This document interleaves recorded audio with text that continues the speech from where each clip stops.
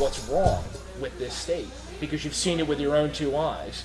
So, approaching state government, what do you see as what needs to change immediately to get our state back on the right track? Well, we're at the tipping scale where we're becoming a welfare state. Right. That more people are going to be dependent on government services than not. Right. Property tax is a big issue, and it was an issue prior to the economy going bad. The size of state government in New Jersey was an issue prior to the economy going bad. Right. And I can go by from what I remember. John Engler was a governor of Michigan. It was a 3-term governor of Michigan. Property tax was an issue that the state had to deal with, and he came up with a plan that he raised sales tax 2%, and the state funded all the students. Okay, and property tax was lowered by 30-40%. So in essence, what he did was he took away the municipality's burden on the property owners and put it on the consumers. Right. Well, in New Jersey, we're already at 7%. If you try to increase sales tax, it would be a mutiny. How come the pitchforks and the torches? It would be inconceivable. But what I think is that New Jersey's not taxing the proper items that would help those particular people who are reaping the benefits of our free education in the state.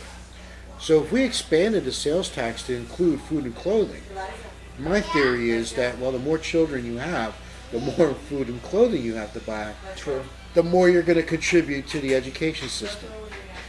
And then the other aspect of it, now that the state is funding every pupil evenly, you eliminate Abbott versus the state, because that's the forte of that court decision, was that the urban students, urban children, were not getting the same allotment spent per pupil as the more affluent neighborhoods.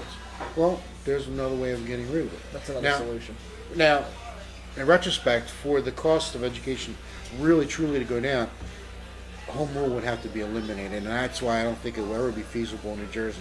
As much as people complain in New Jersey, they like the fact that they have control of their own school board, as small as it might be. Sure. So it's going to take our seniors. It's going to take other people who are not getting a return. People who have children in private schools, for instance. And it's going to take people who may not be fiscal conservatives, but people who think along the fact that they would want to lower their property tax. They realize something's wrong. Even Right, if they can't it's a broken quite system put their finger on it. that bound together. Right. And as a referendum, whoever the next governor is, I would love to see a referendum on this. To have the state fund statewide education. You've had a first-hand view of corruption, not just the scandals once we, the people, see them break through the news media, but the things in state government, I think, institutionally, that lead to corruption in the first place. Yeah. My experience, I found that the biggest abuser of corruption in state government are senior managers. Senior managers, people who've sustained their position even though administrations have changed. Where do they go after they leave state government? Who do they become advisors for? Who do they lobby for? So forth and so on. Well, they've developed those networks and those contacts while they were with state government. And those ties never really disappear. Ties never end. Just because they leave And I government. could tell you, well, I wouldn't tell you now, but if called in to a committee to testify, I can give, for instances, in Treasury, where people have left, where senior managers, which were appointed positions, lined people into positions before they left, Right. so that when they moved on, those people would help them bring in business to wherever they are. whatever business they are, whatever business they started. So basically, de facto negotiated business relationships before they're even out Absolutely, the door. absolutely. And they and I mean that I don't even know if you could put a monetary disruption to the budget, how much that's cost taxpayers over the years. I mean, this is something that's been ongoing. It's been something that's been going. And personally, is the group that, disrupted my life. Okay, put out false information, to the media, and other sections of government, Right. Against me, and basically because I wouldn't play ball. I wasn't part of that good old boy network. I came within by my own merits, and when helped by some influences to obtain those positions, and they were not going to have it. So aspects of my career were halted and disrupted. I don't believe that it's over for me. Right. I will go back in the state government as a reformer and finish what I started. They're not going to break me. Right. They are not going to break me. So Chris Christie has done a very, very good job of going after the elected people.